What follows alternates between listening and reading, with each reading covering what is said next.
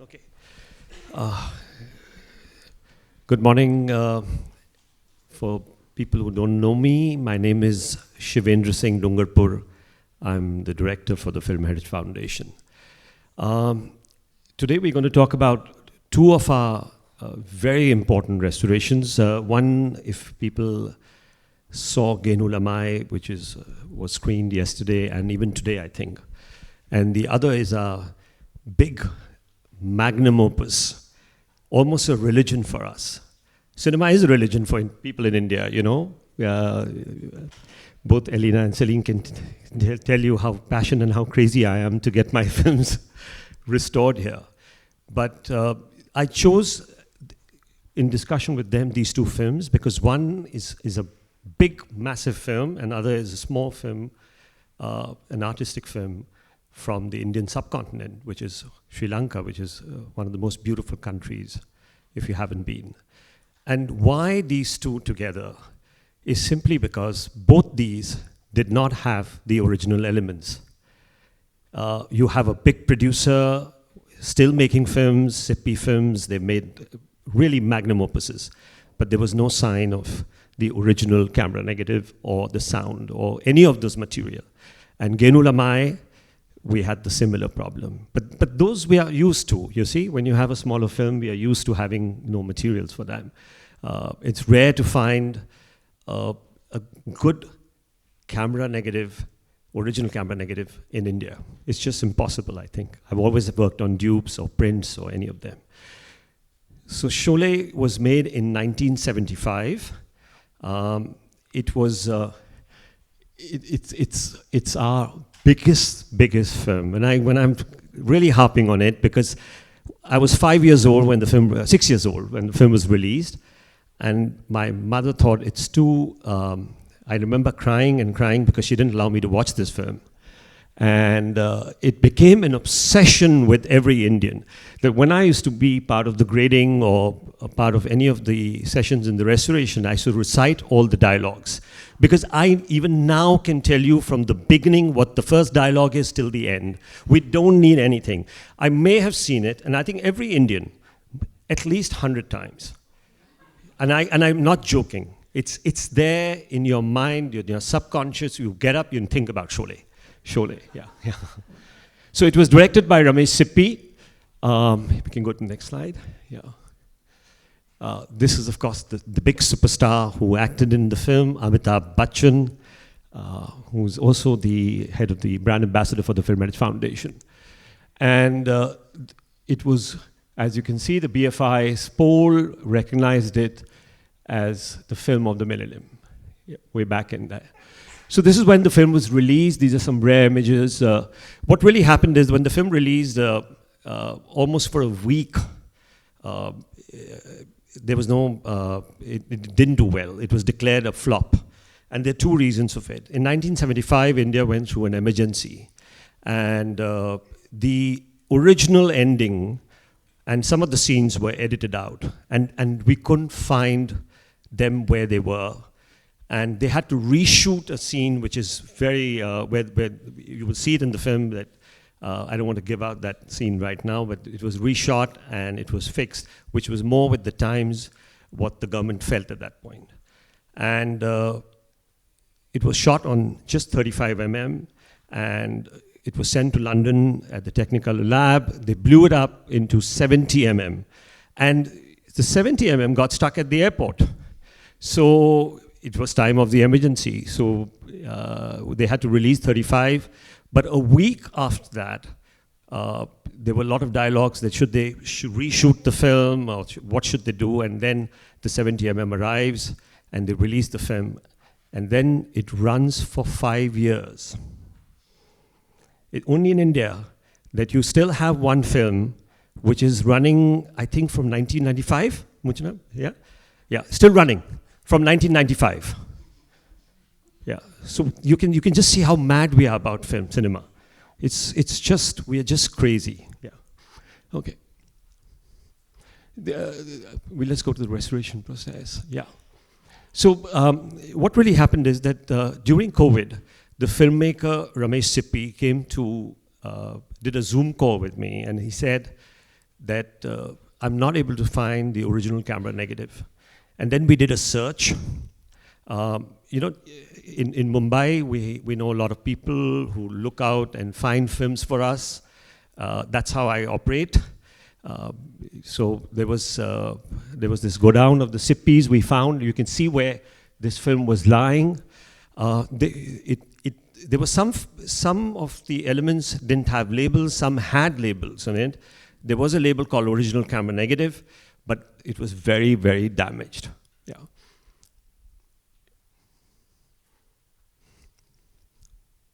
That's where we found it in COVID period. It just kept in a storeroom. And yeah, we can go ahead. Yeah. And that's when the director came. It was, I think, 2022, when he came, Ramesh Sippi, and he got so excited and emotional when he thought the film is there. Yeah. All right. So this is the cast, but what was interesting was that he also told us that some of the elements could be in London, like what I was telling you. So we started looking for that element, and what we found was the original ending, which the villain gets killed in the end. And that way, the revenge drama has sort of an ending which the Indian public really wanted, and not that the villain gets caught by a cop. So they felt that it was not fulfilling when the film was released. So the original ending we found, and we found some of the scenes which was all deleted. And our friends at the BFI, so we got in touch with our friends in the BFI.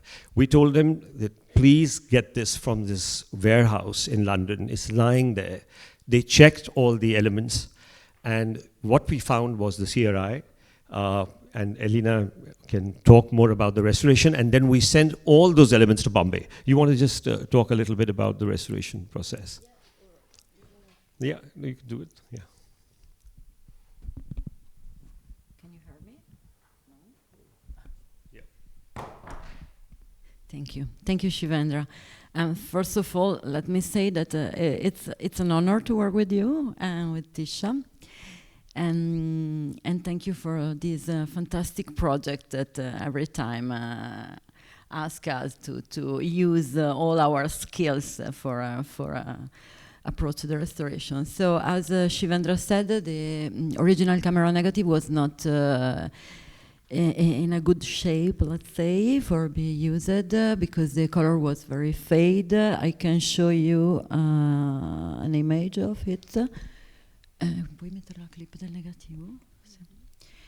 And so we just we tried, because every time we have an element, an important element like the negative, we have to try to use it. And esatto, ref neg clip. And so then when we understood that the negative was not at all usable above all for the color fade, because the chemical condition was also very, very damaged. No, non hai lì la clip, è nella mia cartella. But the main problem was the fade of color, so it was not possible to recover the beautiful colors of the film from the negative. So then we inspect the other available elements, and we found different interpositive, and we selected the interpositive that was preserved at the BFI as the best element in terms of photography. Then once the best element in terms of photography was selected, we inspected the elements and compared the elements for finding the right version. So you can see now. Can we turn off the light, maybe? Yes.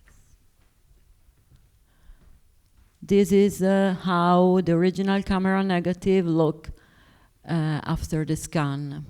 So you see that there's no color to recover anymore. And these halos and the that you see it's mold. So was very, very affected by mold and color decay. Puoi riaccendere se vuoi. Chiudi la clip. Yeah, maybe for about the version you can. Yeah. What was interesting was that there was a 3D version made of this film about a few years ago, and what they did at that point is that they didn't use the original soundtrack. The music director is absolutely one of the most popular music directors. His name is R.D. Burman, and they never used his track. And they sort of recomposed it with a new person, and this film is on Amazon. Can you believe it? And that horrible version is on Amazon. So when the filmmaker came and Shahzad Sippy, the producer, came, and we said we're going to put everything back together. So we found the original magnetic tracks, which is going back to the magnetic, and then we brought it to Bologna. And Pedro, who's worked on the sound, we made it 5.1. So it's the original track now. For many years, people haven't heard it. It's going to be back on the film. And for a lot of people who do not know IP, Into Positive, and the CRI, which is we have used the original ending and some of the scenes, which we have used back. But IPs we used to use in India only for titles and for that kind of stuff. So we were almost, can you imagine, India's biggest film? You expect the original camera negative, you expect great imageries, and you're working on an IP to restore it. But I think the incredible work which Bologna has done, Elena and everybody and her team, you will be able to see it. But it doesn't end there. When we knew that we're going to be screening it here, we find another IP, right? And then I called up Elena, let's scan that too. And now on 25th, we're going to compare that. And as we know in restoration, it never ends. So what you're going to see there is it's the second last version. Sorry, it's not going to be the last. You'll have to come for another festival to see maybe the final version. Because Sholay is like that for us. It never ends. It just keeps going on and on and on. And we hope we can find the answers. But let's see some of the what we restored. Which is a video we have of Sholay before. Yeah, we showed the before and after. Yeah, before and after we have it there. So let's see it. These are some of the images which. Well, this is the RE2C camera, which it was donated, and you can see just before this, the image is when Muchana and I and the FHF team. We had gone to sort of take it from an underground parking lot. And that's the camera which was shot. So it wasn't shot on 70mm, it was RE2C, which a lot of action sequences would be shot with. You know, when you see cameras on the cars and things on those times. So I've shot a lot with RE2C, but mostly action sequences. But the whole film was shot with this. And then they blew it up to the aspect ratio. Yeah, the aspect ratio? Yeah, because the film, the original negative, as you have seen in the clip before, was shot in 1:37. But then the aspect ratio of the copies, 70mm copies, were 2:22 to 1. So that's also an interesting story, that we found the man who did it. Yeah, exactly. Yeah. And so this is another technical challenge in terms of restoration, because you can imagine that if you have to screen an image 2:1 that comes from 1:37, you can have work to do on grain and on definition that we made in digital. So we try to match grain, even because apart this, we also have 3 different elements for a reconstructed version of the film. So the grain was worked to have an homogeneity, because the difference in grain comes from the choices of restoration, and also for trying to compensate the zoom you have to make to work this aspect ratio. Yeah, because I think when you do from a 35, when you optically do 70mm, you get much larger frame size because it was done optically in those days. But when you do it now from a 35, then you've got to be very careful of what you're going to lose because when you're doing 70, and I was clear to her, Indians would have murdered me if I had shown them 137. You know, they would have said, "Where? We want to see the whole screen." And there was no way that I could have had anything but a 70 kind of feeling when you're seeing Sholay. It's always larger than life.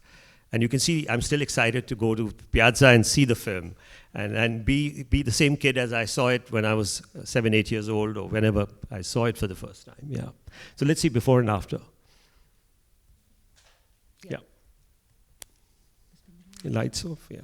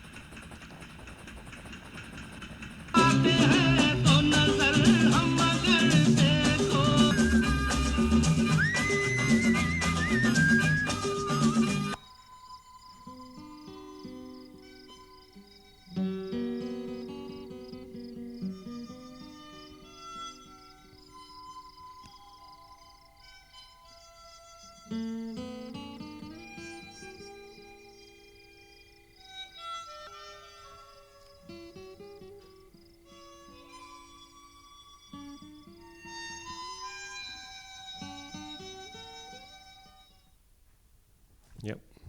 So that's all about Sholay, and let's talk about Gehenu Lamai.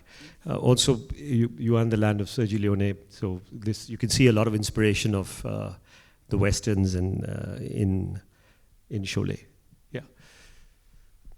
Gehenu Lamai by Sumitra Perry's. It's a 1978 film. We can go to the next slide. Yeah. Right. So, I used to go regularly and shoot in Sri Lanka, in Colombo specifically. And I became very close, during the making of my film, Celluloid Man, I became very close to Dr. Lester James Perry's, who's the husband and almost the iconic filmmaker from Sri Lanka. If you haven't seen any of his films, Nidhanya, which was restored by the Film Foundation, is available, and you can probably see it. So in many of my trips, I would meet Sumitra Perry, his wife, who has made about 9 to 10 films. And she's really the poetess of Sri Lankan cinema. In the 1950s, they both met in Paris when they became close to Henry Langlois. And she actually talks about that how his films inspired her. And she went as someone like a student to him, and they fell in love and they married. And she would become one of Lester James Perry's kind of an associate director for many of his films, till she decided to make the film in 1978, which is Gehenu Lamai. In Sri Lanka, she was one of the earliest women filmmakers. She was not the first, but she was one of the earliest. And I think in 78, it would have been just impossible for a woman to make a film. Even in the Indian subcontinent, when we think in India specifically, there are just a couple of women filmmakers. There were no women on sets too. So for her to be able to make a film about rural Sri Lanka, about the class distinction, about the class structure, the society, the fact that it's so contemporary today when you look at the film, those struggles of a woman in that class structure still exists, was just an amazing film. And during several of my visits, she said, "You're always thinking about my husband, but what about restoring one of my films?" And then she sent me these DVDs, you can see, of all her work, where she wrote notes on it, where all are the materials available. And this one, she said, dupe negative at the National Film Archive in Sri Lanka, Gehenu Lamai. And I saw these films, and I was absolutely crazy about 2 of her films. The Gehenu Lamai was one of them. And I always had this in my mind that there should be an opportunity which I could restore this film for her when she's alive. I tried my best during her time, and somehow things never came. It was not easy for us. Then I got a grant from the French, and the first thing, she had passed away, and the first thing I did was I said, can we restore a Sri Lankan film? And the French said, it's your call. If you don't want to do an Indian film. I said, no, we are doing so many Indian films. Let's look at restoring a Sri Lankan film. And we went to Colombo to check the material first.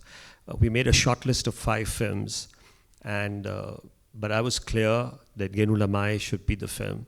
Just before that, when you're looking at these notes, thanks to FIAF, we did a rescue mission with David Walsh and Mick Newnham way back in Sri Lanka when we were doing several of our workshops. And in those kind of rescue missions, we found a lot of material, especially nitrate, but a lot of other material which included Gehenu Lamai. So it was like part of the rescue mission, and that's why those notes were there. And you can just forward that. These are images from the from the rescue mission of FIAF's and ours rescue mission, which we did. You can see how impactful that was. And that's why working in our part of the world, working in our conditions, it's a completely different ballgame. It's not just being an archivist. You've got to be a hunter with finding films. You've got to have that way of looking for material, finding sense of where the material could be. It's a whole different ballgame. It's not so easy because you're dealing in two very important reasons. One is your original material, very difficult to get. Second is the copyright. I battle every day. There are about 3 or 4 copyright holders who call me every day. I have to just battle all of them in different ways. And you have to learn the art of handling all of them. That itself is another part of restoration, which is not easy because you're managing them at every second, every time, So Gehenu Lamai, I have the toughest copyright holder. She's absolutely crazy, So this was, what we decided was that before we begin the restoration of this, during our workshop, which was in Kerala, we decided that we will, can I go back to that image before? No, before. Yeah. So we invited about 15 to 16 members from the Sri Lankan Film Archive. What was remarkable was that FIAF gave a scholarship to one of the boys to work in the lab in Bologna, Sasika, so he could work on the sound while them could work on the film. And that was very important for us because what is important is that you must involve the people. It should be their restoration and not ours because then only you feel that you've done something, you've restored the film, but it's part of their heritage which must come out together. So this was the first inspection we did with members of the Sri Lankan Film Archive, and Mariana did the inspection. Yeah, this is one of the things. Yeah, this is the video. And there's a video of the before. You want to show, and we can show you before and after. So what we found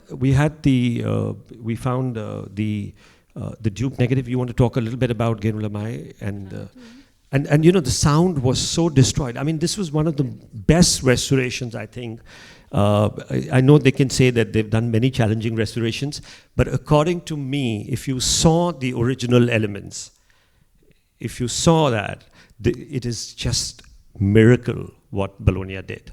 Absolutely miracle. The grading which Roberta did, the sound which Pedro did, the comparisons and the material we had. I mean, I think it's one of the most beautiful restorations and really the most emotional restoration for me. Yeah, because we had 3 elements available for this restoration, a dupe neg and 2 positive print. One of this positive print was corresponding to the original rehearsal in Sri Lanka, and the dupe neg was correspond to the version for the foreign market. So titles were in English, and the dupe neg was printed from the second positive that was also for the foreign market, but it's a sort of version before, because he has the English subtitles embedded on the image, like the dupe neg, because are related, but the complete main titles in original Chingalese. So this positive was very useful for recovering the complete and main and then titles, because the main original elements was had a lot of missing frames. Yes. That was necessary to reintegrate using the other elements. So in the end, we can say that we arrived to create a sort of, let me say, puzzle, yeah, using all these three elements to obtain the longer version corresponding to the Cinghalese one. And I think you cannot see now in the restoration, because my colleagues were very, very well in doing this, but it was quite complicated to match the elements. Maybe we can play the before and after, because you can see. Mm-hmm.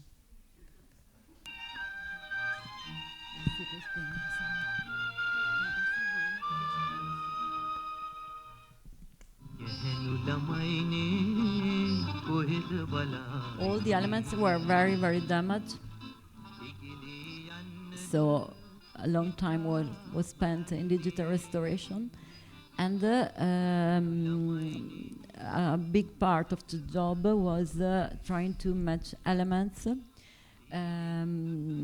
because we want to have an homogeneous result.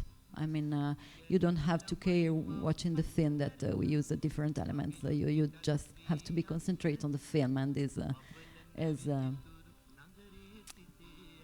the goal, the restoration. And positive one that was the only element without embedded subtitles, and was also a good element in terms of photography, but was seriously affected by chemical decay. So not only the missing frames, but also emotion, the touch, and warping, and ferrotyping. So was very complicated elements. And for the parts we were obliged to took from the subtitle element, we made a big job removing digitally subtitles. Yeah.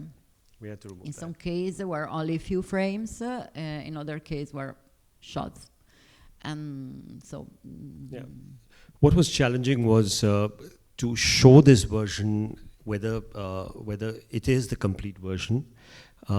We had to send it to various people in Sri Lanka, who would, thanks to my friend Amit Fonseca, who was able to show it to various critics. And to find a good person to subtitle also was a challenge, because we don't have so many films coming out from Sri Lanka. So finding those, whether we were right, and then to have the correct people to work on it. And then what was important was that thanks to Cannes, where it was selected, it sort of gave Sri Lanka that recognition that the film is traveling everywhere. And I think that's really important. I mean, a lot of people always talk to me about this part, that these films need to travel. They need to be known. They need to be rediscovered. Sholay is a great film for me because I enjoy watching it, but it's not a discovery for me. It's Gehenu Lamai is a discovery. So if festivals screen more of these kind of films, like how Bologna is doing, you get to see these films more and more, and I think that's really the beautiful part of restoring films is to find these gems across the world and to bring them out. There's a greater joy of, for me, always the greater joy it will always be Gehenu Lamai, but of course the childhood joy is always Sholay. And the adventure of Cannes. I mean, So this is, of course, what was important is also when you go to Cannes, you take everybody along, the actors, the people, and you know, Vasanti, who's the actress, she was so overjoyed to be there in Cannes because she was almost forgotten in Sri Lanka, and she's acted in a couple of very important films. And then the actor who became so emotional when he was introducing the film. And I think thanks to Gerald and Thierry, who gave us the platform to screen this film and recognize it's just now it's traveling everywhere in every part of the world. And I'm so happy that for Sumitra Perry's, that I wish she was there to see what she really wanted this film to travel. Yeah, thank you. Thank you, Shivendra. We still have 10 minutes, and maybe you have some questions. Anybody? Yeah. Prova.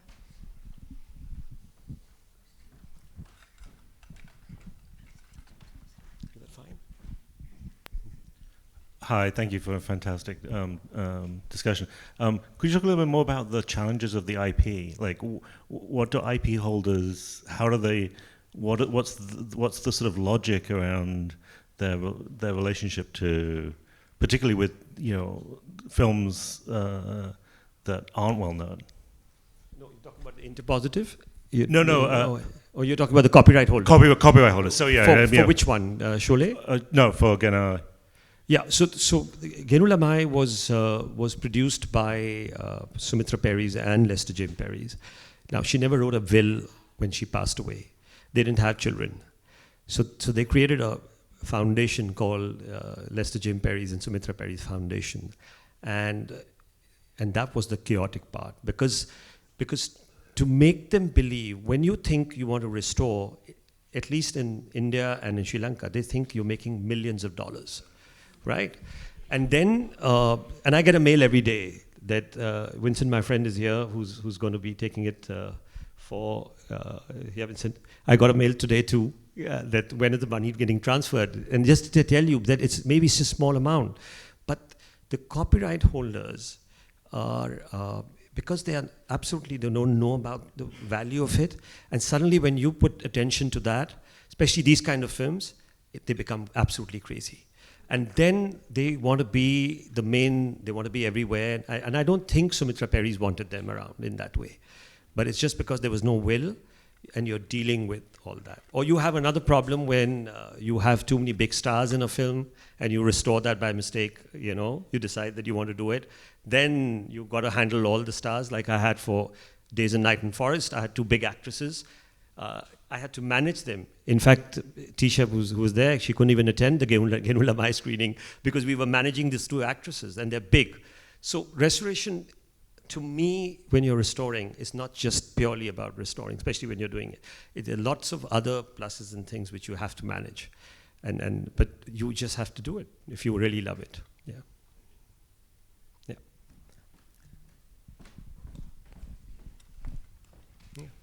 Karen? Why don't you talk about Mr. Bachchan and how he supported your work at the Film Heritage Foundation? Oh, yeah. He's somebody who actually has not asked for money, right? So Mr. Bachchan is my childhood hero. He is so phenomenal. I mean, every Sunday he comes out of his house and there are hundreds of people. I mean, you have to see it to believe it. And I also stood once when I was a young boy. I went there looking at him when he came out to wave out and thing. And I didn't realize that one day I would be standing next to him. My first encounter with him was when I was a student in a film school and I went for a lecture and the store man comes. And when I met Tisha, she was never into Bollywood stars. But I think when I took her for the first time to meet Mr. Bachchan, his personality, his whole persona, is just incredible. And I shot with him I shot few commercials with him, and we got to know each other. And then when we started talking about the foundation, he himself, during the very first workshop, which we did, he said, why don't I become the brand ambassador for you? Because he just loved the whole idea and the cause, and there wasn't such movement in India at that point of time. Film preservation was unheard of. PKNR was very much about the National Film Archive, but there wasn't in that level of people really becoming aware of it. And if you have Mr. Bachchan as your brand ambassador, one tweet, that's it. The whole of India knows about it. And that's what he did for us. He put us on the map in India. Every support,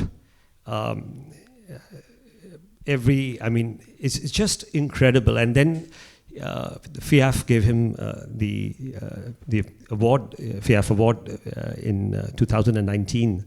And the kind of support he got, both Nolan and Scorsese were part of that ceremony in that award.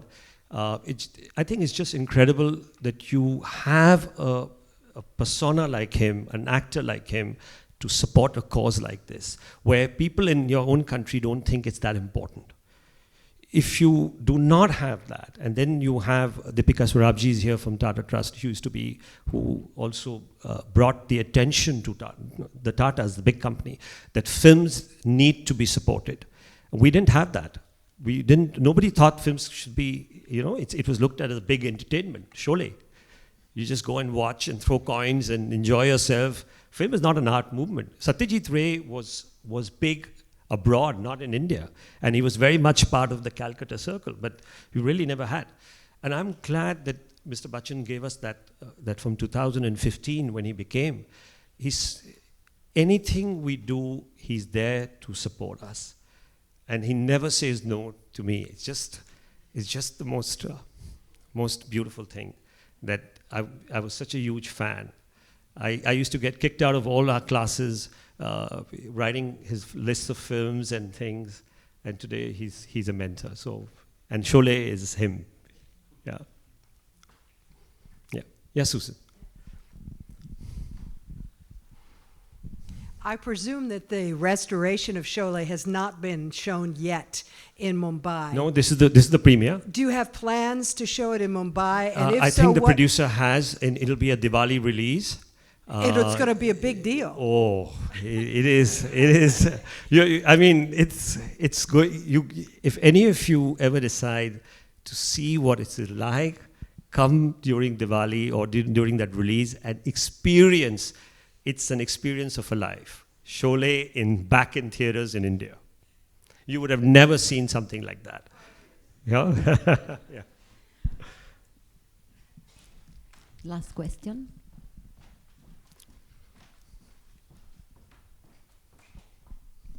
Thank you so much. This is such a treat. I've also grown up on Sholay, but I'm particularly excited about Sumitra Perez and also Days and Nights in the Forest Tonight. I have a quick question about sound in Sholay. There's been some research recently about the use of stereophonic sound, and you mentioned the original magnetic version. So I'm very excited. Could you say a little more about that? So the versions which are now on Amazon and thing is not the original version. That was tampered upon, as you knew. We couldn't find the tracks. Finally, we found these magnetic tracks, which were, that time they would do 6 tracks stereophonic and thing. You would have the way when Sholay was released. So we found those original elements, except that 5 minutes, I think we have not been able to find. And in fact, I found it, Elena, I forgot to tell you that. I found it, but it was damaged. It was damaged. And every day we think of it, that what can we do to Sholay? Because that's why it's so important to us, Sholay. So we had to work on creating 5.1 from this magnetic track, because that gave us the option to do it, because it was almost like unmixes of that track. Till then, and then we realized the beautiful sound, which was, the footsteps, Gabbar's footsteps, the villain. When you see him, he was a discovery in that film. And I have to tell you just a quick couple of stories. When the big stories I grew up in, when you see Sholay and you see the villain, he's called Gabbar. People used to say in India, go to sleep, Gabbar is going to come. The mothers used to tell their kids, because he was so terrifying So they used to scare their kids. We all grew up with those stories. We all. And there are certain dialogues which even today in the parliament is used on a daily basis. I don't think Sholay has ever left us. Every politician uses this. There's a very famous dialogue, kitne aadmi the? Yeah. So how many men were there, you know? And that dialogue, the way he says it, in fact, the poor guy, he just said it like that, but all his life he had to keep reciting that dialogue. And he said that I just said it. I mean, I don't know how else to do it. So, you know, these have become iconic. And when we did that sound, we saw the clarity, the beauty of that sound. And it was just, I think you're going to hear a very it's going to be a terrific version of what people would have heard in 75, as close as that to that. Yeah. But I wish we had the original negative, you know, that was, but still, they've done a remarkable job. Yeah. Yeah, I think it was too ambitious to think to talk in depth about the two projects in 40 minutes, but and I'm sorry because we didn't give any space to Céline, who is the project manager in charge of the two projects, so she followed with me the restoration of the lab, and so thank you, Céline. Thank you. Thank you. Thank you, Shivendra. Thank you very much. And do come for Sholay. Don't miss it. Bye-bye.